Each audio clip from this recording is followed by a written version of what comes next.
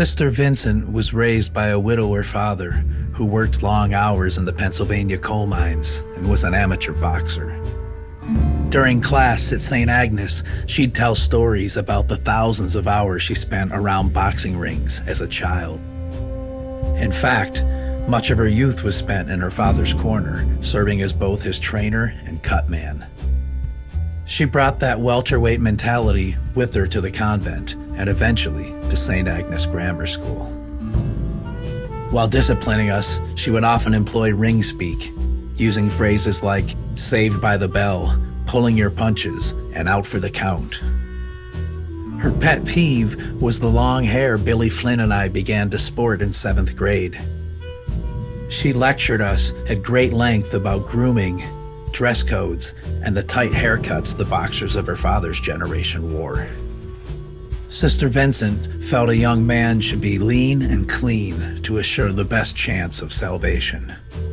But this was the 1970s, and we were more interested in looking like Jimmy Page than Jimmy Carter.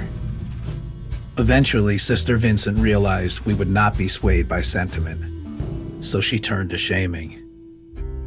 She began to call us her tender contenders and proceeded to attack our masculinity. Each morning, she'd have us sit on top of our desks with our legs crossed like a girl. Then she'd put our hair in barrettes and spray it with copious amounts of Aquanet hairspray. We were forced to wear those hairstyles for the entire school day under threat of suspension if we changed them. One morning, I attempted to show her just how little her punishment affected me by showing up for school with my hair already coiffed.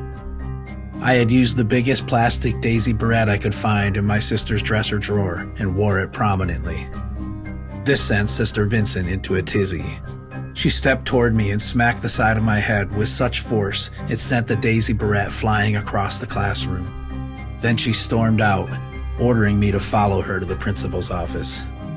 When I arrived, the principal, Sister Gasolano, was standing by her desk as Sister Vincent paced around the room, fuming.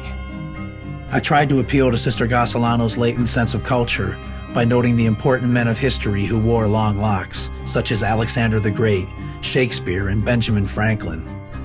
When I pointed to the portrait of Jesus hanging on her office wall, she blew her stack and warned me not to dare lecture her about the Lord's hair. She told Sister Vincent that she was free to continue dealing with me however she saw fit, with immunity. Upon our return to class, Sister Vincent took extra care to fix my hair more heinously than ever, using 2 barrettes and her cheerleading squad's worth of hairspray. Then she removed my clip-on tie and replaced it with one of the cross ties the girls wore with their uniforms. She gave me a sinister, satisfied glare while holding up her index finger. "That's round 1 for the Lord," she said.